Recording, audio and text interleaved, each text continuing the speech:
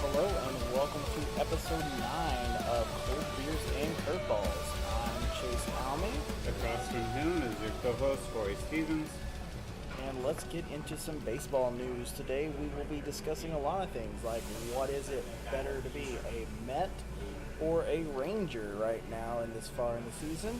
We'll also cover, some actual news in MLB, what's going on with teams that are winning and teams that are shaking things up.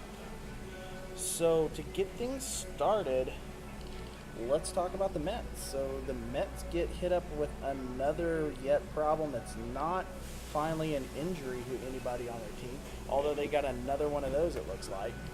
That's it.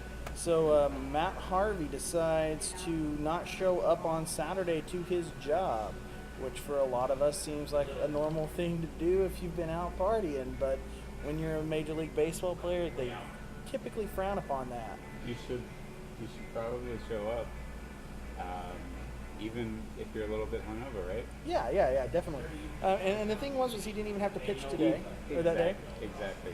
So it's it's like, guys, just come here and get a massage. Come here and stand here. Yeah, I'm sure you could, go out in the outfield and act like you're shagging batting practice and call it a day. So essentially what happened was Matt Harvey was shown that he did not show up on Saturday. It went as far as even they sent a welfare check from the team, sent some people over, and they found out that he had gone golfing Saturday is what they said. Well, that's what he said. Said he went golfing Saturday morning and he didn't feel good, and then he took a nap and I guess overslept. Yeah, but who goes golfing when they're hungover? Yeah. He was drinking all night Friday. The night before he was until 4 in the morning. He said he was out past curfew, which is code for I was drinking until 4 a.m. Yeah, so he was suspended for 3 days without pay, so that's roughly about $86,000 that he lost for going out and drinking till 4 in the morning. And nobody could really get a response out of anyone. Basically, the GM called a press conference and said, hey, he's suspended for 3 days for violating a team deal. This is after the whole deal with Cespedes, Syndergaard, Duda, I think, is also out. There's a few of them. Now Familia's out with a blood clot in the shoulder and may need surgery on that one. So you've got all of this shit going on, and then all of a sudden Matt Harvey's hit with a 3-day suspension, which isn't that much. He's going to start Saturday. But it still just adds to another spectacle of what a shit show the Mets organization is. Well, what was really dumb is that he tried to play it off and say it was a migraine. Yeah. Like, how did he think he was gonna? You're in New York City. You don't get to hide and make up stories. This is not like Conenkville in Texas. No, and even here, like Jeremy Jeffers last year had to deal with the DWI, and they couldn't get him out of jail, so he was gonna miss the game or whatnot. But I don't know really much about it. But the New York Post, page 6, I don't know the factual status of that I heard publication. That rumor too. But it says that he claims that he was an emotional wreck after seeing Julian Edelman and Adriana Lima, which I guess is his girlfriend or what he thought was girlfriend. His ex-girlfriend, yeah. Well, yeah, together at the Met Gala while he was in Atlanta. Page 6 also claims that Harvey was unaware that Lima was just not as into their relationship as he was. But the thing is, I wonder, did she see something in him? Maybe the whole where he's a drinking problem waiting to happen, and he doesn't show up for work when he doesn't even have any things to do. But here's the thing too: is like, my girlfriend sometimes cons me into watching the TMZ, and they had the Met Gala, and they were talking about Julian Edelman, and he said that he was there by himself, and she was there by themselves. So I guess they were going to be there by themselves together. Is how I mean, whatever. Everybody's tried that route with a girl, like, hey, why don't we just be single together? And so that works out real well. One of them gets too clingy. But I guess things with Lima wasn't what they appeared, and so that's kind of one scenario that they're throwing out. But the thing is he's not that good anymore. Like 2 years ago, Matt Harvey, if this was a story 2 years ago, it would have been... That would have been even more groundbreaking. I think now it's just the fact of how much of a shit show the Mets are right Yeah, I guess I hadn't quite realized how much he'd fallen off because I was reading some message board and people were talking about, well, what if we traded Profar for him? Well, Profar's fallen off the map, and I feel like the majority of Rangers Nation has written him off and said, whatever, Profar's essentially a backup and a utility player, and he's never going to, be that great of a player. Get what you can for him. To me, I was like, man, trade Matt Harvey, yeah, of course, but the numbers just don't bear it out. He's not been that great lately. Yeah, it's one report that I saw, it would probably be best just to send him down to the minors for right now and kind of see if there's anything there that he's even wanting to work towards. His prime may have already passed, but definitely, I don't really know if we can. I don't really know if we can say trading Profar for Matt Harvey is that big of a deal because Profar got sent down. Profar is at AAA now. Well, that's what I was saying. From the Rangers' perspective, give up Profar for Harvey seemed like a great thing, but apparently... Man, I just don't see that working out at all. That just seems like a horrible thing. So, I guess come Saturday... Well, it's like two players who could use a change of scenery and, whatever. Yeah. I mean, I think Profar's days of being profitable for anything with the Rangers is far, far gone. So, but I heard he's doing okay in AAA, but I hope he's doing okay in AAA. He was doing okay a couple years ago in the MLB. So I mean, right. I mean, I heard his numbers are fine, but he's not really he's not really hitting for power or anything. So it's just like, okay, you expect him to hit pretty good in AAA. For sure, but that's definitely what's going on with the Mets. Honestly, I kind of like what's going on with it. I hope it gets a little bit worse, just like in everything else. I think it's just nature of people is let's see how much more this team can go through. They're sitting right now. They got a better record than the Rangers. Yeah, right? they're 5.5 games behind Washington. But there's there's 9.5 games that separate them from. Yeah, they're only one game under 500. So yeah, half a game, whatever. It's not looking like a bad deal.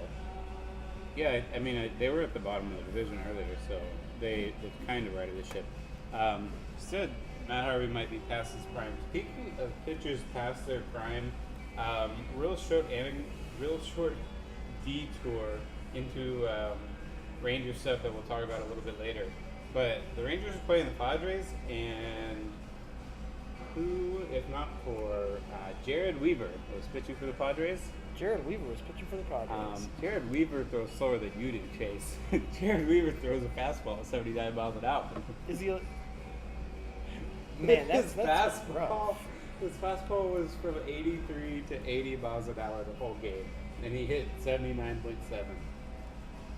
It was not spectacular. Are you sure it was Jared Weaver? I'm positive the washed-up Angels great Jared Weaver was pitching for the Padres. And, oh, wow, yeah. He doesn't have any speed, and he lasted about 3 innings.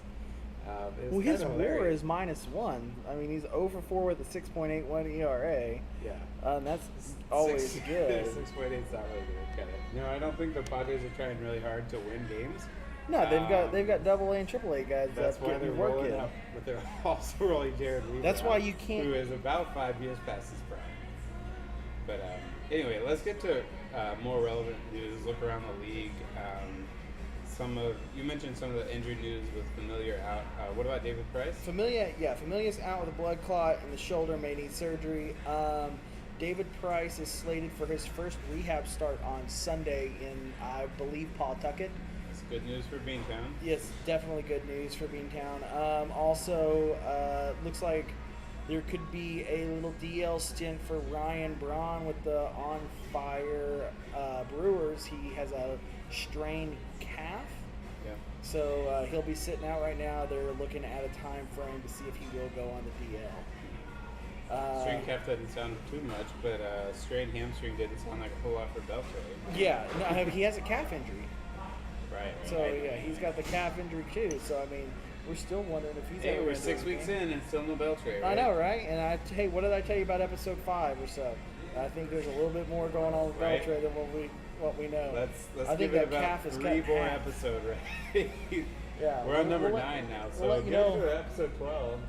Yeah, hopefully by 12 or 13 we'll know something about Beltray.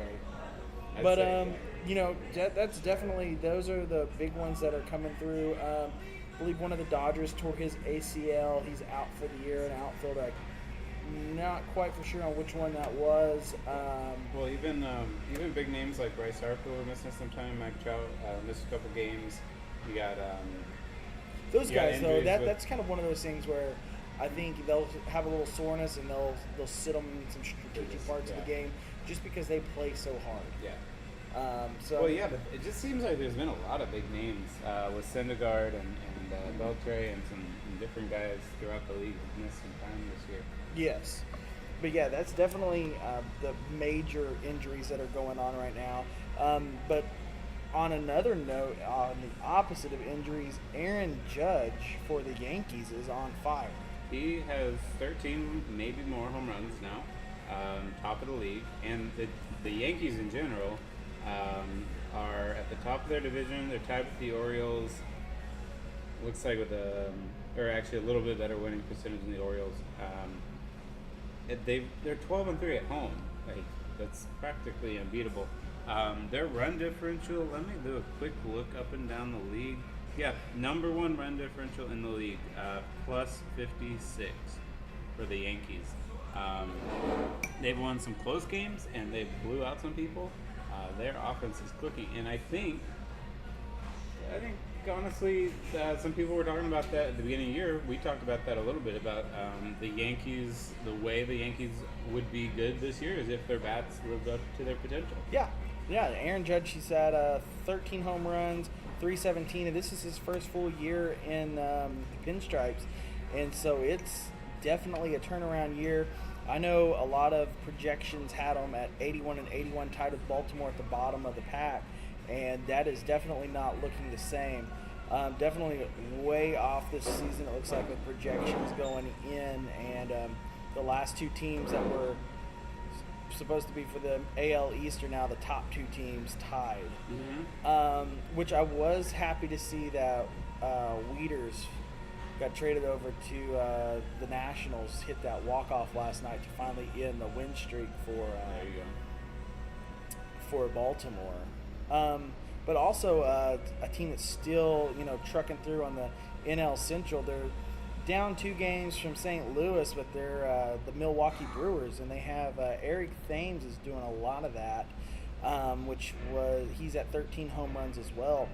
Came across an interesting article from Scott Lauber for ESPN that the Red Sox had actually had interest in picking him up out of South Korea. And the senior vice president of player personnel actually flew over to South Korea and took a look at him. But they, I guess, kind of passed on him. That is what you call in Joey Gallo terms a swing and a miss. Yes, definitely. I don't think they thought he was going to be as good as he was.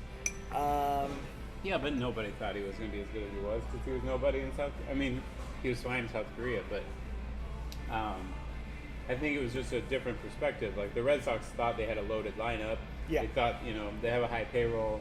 It looks different to replace him with an unknown.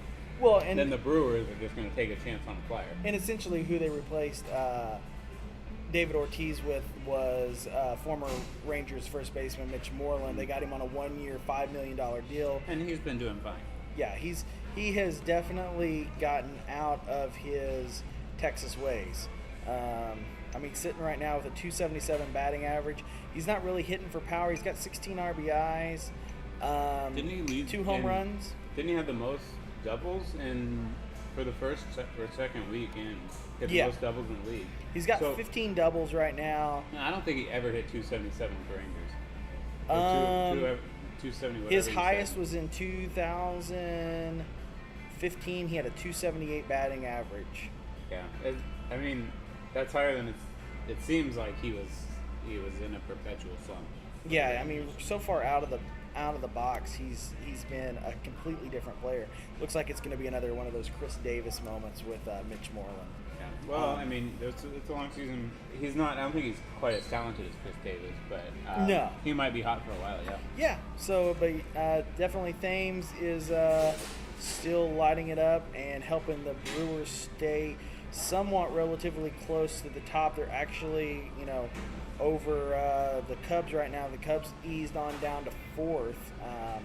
Yeah, but it's 2.5 games out. Yeah, I mean, everybody's stuck right there. If we're gonna look around the league right now, Yeah, NL Central, Pittsburgh, NL Central. The Cubs have 17 wins and the Cardinals only have 19. So it's not a big difference. Only 2.5 games. Unlike if you were to, if you look at anybody not named the Washington Nationals in the NL East, you have a difference of 5 wins. So yeah, the bottom half is kind of stuck together there, and then over in the NL West. You have the top 3. The Diamondbacks are still playing pretty well. Dodgers have recovered. They're 20-14, definitely very good. Rockies are definitely still good. You have those top 3. You have the Padres and Giants way at the bottom. Well, yeah, definitely. There's a few of the divisions that have quite a bit of a gap between first and last. We definitely know the AL West is going on with that. There's a 8.5 game difference between first and last. All we have to do is win 3 out of 4, and we might be second place in the division. Yeah, we're only 2 wins below Seattle. Seattle right. has less losses, less games played total. It looks like it seems like Houston is definitely the one team in the league that's really pulled away. Them and the Nationals both 6 games for the right. Houston. They get the 5.5. same record as the Yankees, basically. Yeah, just that AL East though seems like outside of if you're not in Toronto, you've got a shot. Well, I mean the Rays. I don't think anybody's giving the Rays really, but the Rays do have a positive run differential. The Rays for who they have are looking way better than what you would think. Yeah. No, and I mean it would be nice if the Rangers woes were happening in the AL Central. 15-20 would put us in 4th. It would still be 5th place, but we'd be better than the Royals. But we'd only be 4 games out from Cleveland compared to we're 8.5 games out of Houston. Right. One thing, after our big win against the Padres, the Rangers got the run differential all the way up to +2, and then they won last night. So their run differential is +3. You look at the rest of the division right there. Oakland and the Angels are 37 and 19 under. So we have a positive run differential. We should be a 500 team. And we are 5 games from 500. See, that's the exact opposite picture from last year, right? Where our run differential was pretty much they were able to pull those even. one. Yeah, we had some of the most wins in the AL. One run wins. That's what it was, and they're just not able to string that. Yeah, we together. finally got one last night. I think the Rangers only have 2 saves. They might have gotten one last night, I suppose. So 3 saves all year. Yeah. Well, and I think that's lowest or close to lowest in the entire league. The Rangers is an intriguing story here on the home front, but I think the one that a lot of people are looking at, they finally got back up to 500 ball, was the Chicago Cubs. Yeah. They're hanging around 4th place right now, or I guess 3rd, depending on how you want to look at it. With kind of saying that Cincinnati and St. Louis are tied there. But Joe Madden was asked about it and feels like there was a fatigue coming in. Starting 500, they lost 2 out of the 3 with the Rockies. They had that 18-inning game with the Yankees on Sunday that I watched. Mm-hmm. That was a great, fun game if you like baseball and you want 2 games. You got 2 games. That seems like a little bit too long for my taste. Yeah. But for a lot of people, I enjoyed it. I picked it up about the 9th inning when I'd finally gotten home. I picked it up in the 9th inning or the 1st inning, however you want to look at it. Montero says they need a wake-up call after losing that first game against the Rockies. They're 4th in the NL, but they're hanging in the top 10 for power rankings with MLB, ESPN, and Bleacher Report. So yeah, that was definitely something that I don't think they were looking forward to was such a rough start. But if we go ahead and look at this week's power rankings, we will see that the Washington Nationals and the Houston Astros are 1 and 2. The Yankees are up 1 spot to 3, and Baltimore climbing from 7th to 4th is the Orioles. Boston is right there at 5th, no change there. Rockies are up 3. Moving down 5 is the Cubs. Sliding down into 8th is Cleveland Indians. St. Louis up from 11 to 9, and the Dodgers are hanging in there at 10. I'm not quite for sure how the Diamondbacks aren't considered in that top 10, but you have to scroll way down to number 23. From number 18 to 23 is where the Rangers go in the list, so they're down 5. Yeah. I mean, I think if they manage to win tonight, they'll bounce back. Power rankings are, what have you done for me lately? Exercise, and if they end up playing 500 ball or a little bit better this week, then they'll bounce back. Well, and the problem is too is But the Rangers have lost 4 consecutive series since the Kansas City Royals sweep. Right. Well, this is actually showing 13-19, so yeah, two more wins, 1 loss. So essentially, they should be. It should be about 20th. But yeah, I mean, with the A's are right there. The Phillies are dropping. Reds have been on fire though. Lately, Yeah. it seems like. Once I think they can get Hamels and Beltre back, that'll give them a boost and might get them something going on. Definitely that San Diego, the past 2 games for the Padres have definitely kind of helped them. I know just listening to people talking, it's kind of given them a little bit of hope. But if you could see me right now, you could see where my hope lies. I'm rocking the Astros hat today. No, but Tyson Ross, I think, is on the injury front for the Rangers, much closer to being ready to go. He's throwing live bullpen practice, I believe. He's throwing some bullpens. He'll probably throw a simulated game, and then they'll probably get him in on a rehab start somewhere. So I bet he's only a week away. Well, from what Bannister said, he doesn't think the velocity is there yet, is what I heard in an interview that Bannister did. It still seems like he's right around the corner compared to Beltre. You have no idea. 2 weeks, 4 weeks, 6 weeks, who knows? And Cole Hamels probably 6 weeks. Right. So not really holding our breath for that. It's ways away. Well, definitely, I think there's more of a timetable for us with Cole Hamels coming back than there is with Adrian Beltre. I wouldn't be surprised if we don't see Beltre till after the All-Star break. That's crazy. I did see a picture. I don't know what's going on. He had a glove. Looked like he was on the field. It was for Did you see a picture of him? So he's a real life person. He's alive. Yeah. And actually, this just popped up. Mike Trout's returning tonight in the lineup after missing 5 games. So yeah, he'd miss more than I thought. Yeah, I thought he was just out for a couple. But no. Yeah, he had taken a picture for Mike Napoli's party at Napoli's Shirts. And it looked like he was out in the field just doing some infield work. I don't know if that says much to it or whatnot, but we're definitely going to have to be looking to see. So let's talk about the news that just popped up with the Baseball America Top 100 prospects. Top 100 prospects for... I'm sorting through them right now and looking to get other teams in the AL West. The Rangers only have 1. Over at number 43. So this is an up-to-date updated look at the top prospects in America, and all the Rangers have is ranked 43rd, a very probably not super accurate projection necessarily because he's only 18. A lot of these other guys have actually been playing for a few more years, so an outfielder by the name of Leota Tavares, but notable right up in the top, let's see, the Rangers traded away their outfielder in the trade for Lucroy. So Lewis Brinson at number 20. So in our updated look at the prospects, essentially he was a Ranger player last year. So essentially he's a Rangers prospect.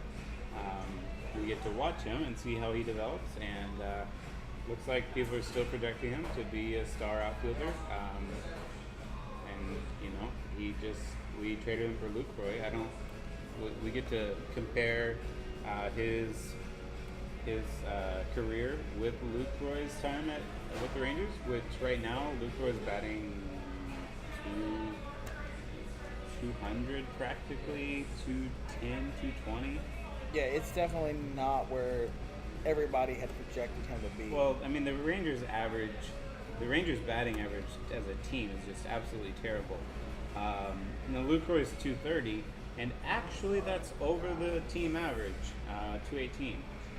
We've got some Elvis Andrus and Shin Soo are hitting pretty well. Their on-base percentage is pretty high. Batting average 270 for both, basically. But then there's a giant drop-off. It's like a 30-point spread down to Mazzara, and then it drops again. You've got Carlos Gomez. Like, what is this joke that he keeps hitting? He was hitting cleanup. It was last night or the night before. He was in the cleanup spot. Now I know Bannister's been shuffling the lineups. Yeah, there hasn't been a up. consistent lineup here. Not really at all. But I mean, Gomez swings and misses at everything. I swear. 43 strikeouts now. So his strikeout numbers have climbed above Napoli, and he's only 10 away from Joey Gallo. So, and if we're gonna look at slugging, well, and here's the thing is his slugging percentage is over 100 points worse than Joey Gallo. So you can forgive Gallo's strikeouts a little bit. Gomez just looks like someone was bringing up. He had an incredible home run first game of the season, right? Well, it's right. like he's chasing that for every single game. Every at bat is now going to be a 460 home run to the upper deck of left field. It's not going to happen that way. Sometimes you just need to get out on base, and he's swinging wildly at everything. Well, I will tell you the one that I am very interested in is the number 16 prospect, Vladimir Guerrero Jr. I did see that. Third baseman in the Blue Jays organization. He's hitting a 337 average. I don't know if he swings at everything like his dad did, but he is definitely something that I think will be very interesting to follow his career. I know a couple of seasons ago, one of my buddies was playing indie ball down in Sugar Land, and he was playing with Rafael Palmeiro Jr., which seems like he didn't get as much notice as... He also had Torrey Hunter Jr. Was there Torrey Hunter's son played football for Notre Dame. That's what that was. He was drafted a couple of times but declined. But definitely Cody Bellinger. I actually got to watch Cody Bellinger play quite a few times when he was in Tulsa for the AA Dodgers. I actually had spoke to him with a company that I've done some work for in the past, and didn't really seem like he was a good player, good prospect, and then all of a sudden this year he just has blown up, and he's kind of I'm wondering if he's going to be kind of like their Yasiel Puig. You think he's got the attitude, or he's just crazy good for a little while? Crazy good coming in, solid right now. He's playing first base for Adrian Gonzalez. Adrian Gonzalez is out for the first time in his career for an injury. 315 average right now out of 14 games. He's got 6 home runs. I mean, he's definitely got the power to do it. But definitely one prospect, though, that was looking like he had some potential going into the draft this year, may be held up by a little bit of a issue at school. Seth Romero. Tell us about that. He was a potential first-round pick in the 2017 MLB amateur draft, was kicked off of the University of Houston's baseball team after an incident on Tuesday. guy's kind of been in some trouble. Apparently likes to smoke weed in his baseball uniform. Got in trouble for that last year. And he failed a drug test while smoking a bong, missing curfew. So he definitely has some off the field issues that's going to be kind of interesting to see if he's going to be able to overcome those in the draft. He was a second team preseason All-American and is ranked number 18 in Baseball America's latest draft prospect list, and MLB.com has him ranked at 20. So definitely a high number player there, letting things kind of get away from him. And that's one thing, I don't know if University of Houston just doesn't do a lot of looking into things when they're looking at who they're going to bring in. I personally knew a player that who had committed to the University of Houston and then had that pulled by some statements on Twitter about a certain ethnic group that typically mows lawns. And they went ahead and said, see ya, he pitches now for a smaller school, but actually doing really well. Wouldn't be surprised if he doesn't get drafted at some point. Yeah. Well, just the last little bit to wrap up that prospect list. Rangers with the 1 in the top 100. Angels don't have any. Mariners only have 2. The A's have 3. So. How many does Houston have? Well, they have 5. You know, and that's a great thing that maybe we can leave in out of this top 5. The average you would expect 3, because there's 30 teams, top 100. You would expect 3 and change. So looking at the division, that's the most relevant stuff. The pipeline coming down. Doesn't look like the Mariners are changing their fortunes anytime soon. Doesn't look like the Angels are changing their fortunes anytime soon. If the Rangers don't trade somebody at the deadline and get some more prospects, we've got the 4th out of 5th. Which is a really good thing to talk about. So I'm sure we could devote half a show to that. We can let's devote not, a let's whole. not dive into that. We might have a 10 whole minutes show left. to that. So. But here's the thing, though, is we can talk about it real quick. Is buyers and sellers at the deadline. If the Rangers can somehow get out of this, what we're calling a funk, I'm calling it the season. If they can reset their season, I think we could be a contender. And one interesting thing that I saw was looking over stats, and it wouldn't be a half bad idea with starting pitching and our bullpen kind of struggling in areas. What if we don't bring back the old Scooter Feldman? Scott Feldman's a journeyman. Do we really need to talk about that? He threw a complete game the other night for Cincinnati. But so did A.J. Griffin. He's on fire with Cincinnati. He's got I believe he's bought at like almost $3 million. So it's not a bad thing. So are you saying he's on fire enough that why would Cincinnati give him up? Right now, yes, Cincinnati. Do we have to actually pay something? We would pick up the rest of his contract for the year. He signed to a 1-year deal. Actually trade away a real prospect or something. I think we would have to give something up. Yeah. But it would be easy to get him back. He did great while he was here. He did kind of start to taper off towards the end of his career with Texas. But I think that would be an interesting one. And I think another interesting thing that we could see too is if the Rangers season keeps going like this, I wouldn't be surprised if we don't see some of those Houston prospects in the Rangers organization by the end of the trade deadline. That's what I heard, and it's going to be a hard thing for me to stomach if the team that can best pay in terms of prospects for a Rangers star like Yu Darvish or something, if the season doesn't turn around, that would be tough to see you pitching against the Rangers for 5 years. Here's the thing though is it doesn't. I don't think it'll be a 5-year thing. I think it'll be. They want to win. I think it would be a rental deal, and then he would be somewhere else long term. I don't see him with either team. Yeah, because it doesn't work like Cliff Lee. Rangers rented Cliff Lee back in the day twice. With like Carlos, that outfielder from Houston. Yeah. They picked up Carlos Gomez last year, but they also had him this year. Several, like a good 5 to 6 years ago, we did a 1-year rental. And they've done it with Napoli a couple of times so far. It's been, I think. I mean, yeah, I could see Houston wanting to bolster their chances for this year because they're already an incredible team. I don't think Houston's going to sell the farm, but I think we can at least pick up a few things. To me, they still have the best farm system in baseball.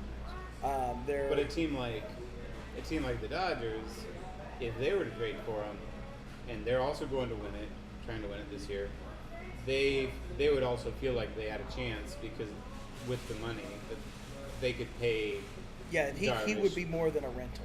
And if you have Darvish and Clayton Kershaw, you pretty much don't even have to field 9 other players. You pretty much, you'll be fine. Last I checked, you should be able to get wins from your 3, 4, and 5 starters, right? Yeah. Occasionally. Apparently, we like to get wins from our, what is he, our 4th? AJ Griffin is our number 2, and AJ do not even lie. AJ Griffin, a lot of people are like... out and Griffin is our number 2. A lot of people are like, oh, fuck that guy. He has no idea what's going on. I mean, look, he gave up a lot of home runs last year. He's kind of shaky. He had some good times. He had some bad times. Look, we're rolling with the good right now. He manages to catch lightning in a bottle somehow. I think he has won 29. I think he is 29-0. What I heard when his team scores 4 or more runs. Yeah, we're not talking 5 or 6, just 4 runs, and including the A's and the Rangers. And he's got it. He's 29-0. Yeah, it's ridiculous. Oh, yeah. It's as if like that. Somehow he managed to get that streak going and pitch so well, and the teams were just happening to give him run support. That now it's just a thing. We get excited. AJ Griffin's on the mound. We're going to go score some, and then boom, we're going to win. And so far, for 4 starts, it's worked. Well, and here's the thing too: is a team that wants Yu Darvish is definitely going to need to check out the May 4th article on Yu Darvish about how Yu Darvish will be an awful pitcher for 2 minutes of every game. I swear, it's like we need to find a way to bend the rules to where you can get a start without starting the game. He would be fine. Yeah, it's the first batter. So yeah, I was hearing about it somewhere else, and we got the numbers in front of us. He gives up home runs at a rate 3 times more than his normal average. When we're just talking about the first batter of the game, it doesn't make any sense. He walks essentially 2 times more often, the first batter of the game, than anyone else.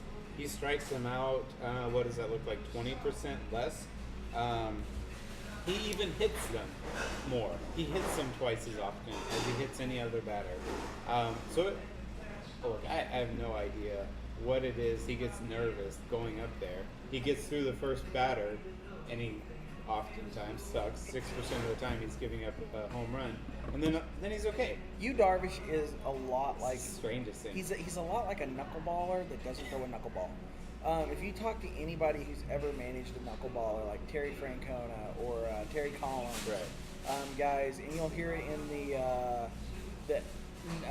it's on Netflix. It's a documentary called Knuckleball. Yeah. And it follows Tim Wakefield's last season and R.A. Dickey's upcoming when he was with the Mets. But basically they're like, with a knuckleball, you just have to ride it out.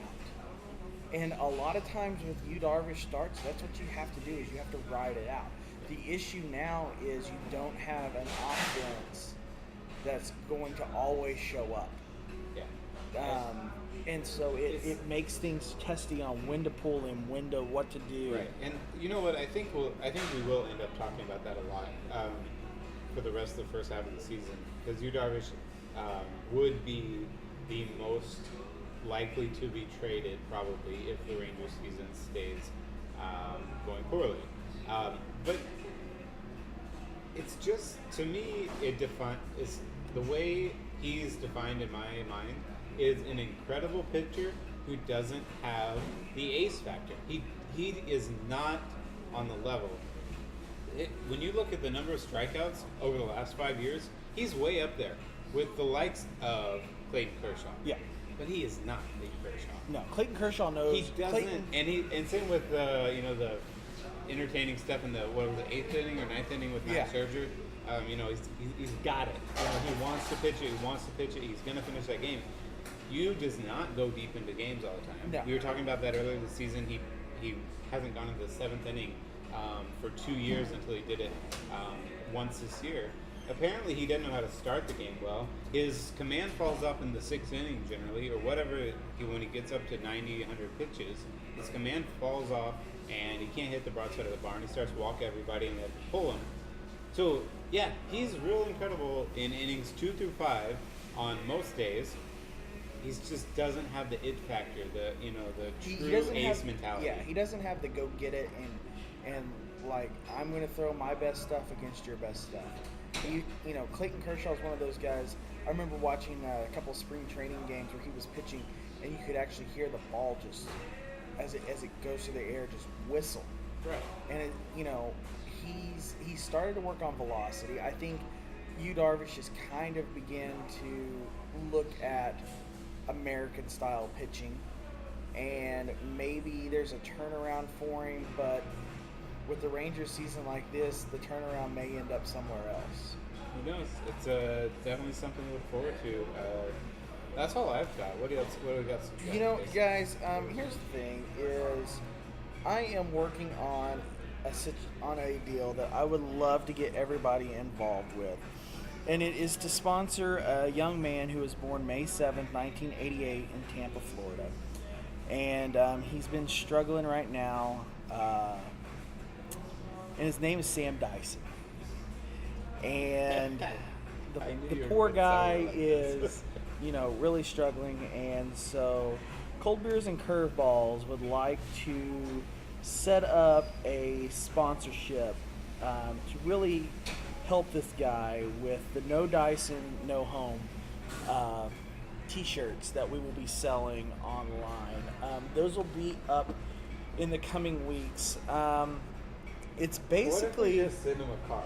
No, because I feel like we need to do this. So we're going to come up, and I really kind of want some input from you guys. What do you feel like would be a good slogan for Sam Dyson this season? That we could wear and possibly, pull out during an 8th or 9th inning with a Cold Beers and Curveballs outing to the ballpark, and set us up a little Sam Dyson section. And when he comes in, throw the shirts on. No Dyson, go home. Big screen, aren't we? Yeah, we're going to end up somewhere. And, that was one thing I was talking to a guy. Actually, it was Billy Martin Jr. Got to talk to him for a little while the other day, and we were talking about different atmospheres in baseball, and he was like, the one thing that Texas doesn't ever hate on their own players, and I'm like, apparently you really haven't kept up much this year There's a lot of with Dyson the hate, you suck cock, I'll murder your family typically isn't something you say lovingly to somebody on a Facebook post about Sam Dyson. But maybe if we show up and he sees this and he sees this whole anti-Dyson campaign going, maybe we can turn that 12.66 around. And so be definitely looking out for that. I will let you guys know. To 6 point something? Yeah, maybe 6.66. I mean, if we can get to that thing, like that would be good. But yeah, he had another blown opportunity where, he had an opportunity to come in and it just didn't work out for him. Yeah, he was kind of put in with the back up against the wall. He doesn't even know what to do when there is no wall. He puts a wall up for himself. So that is the one thing that I'm looking to start, and I kind of want your input on it. On definitely a new shirt, a shirt that we can get going for Sam Dyson. But other than that, definitely keep checking us out. Tune in, radio, iTunes, and SoundCloud are the three major ones that we're on. We're also looking at getting our trip plan out for a nice little, letting you guys know where to watch some professional baseball that may not be as big or as glamorous as the Texas Rangers, but giving you guys some cool places to hang out and watch some baseball this summer. So definitely, Corey decided to take a vacation without letting me know. So that's why Okay, this is Dad, coming am out I- late. I'm And supposed to tell you everything. yeah, man, curfew. You know, you got to be like Matt Harvey. I miss had to send curfew. somebody. Had to send No, somebody out. It was good times in Louisiana. I actually watched some LSU baseball.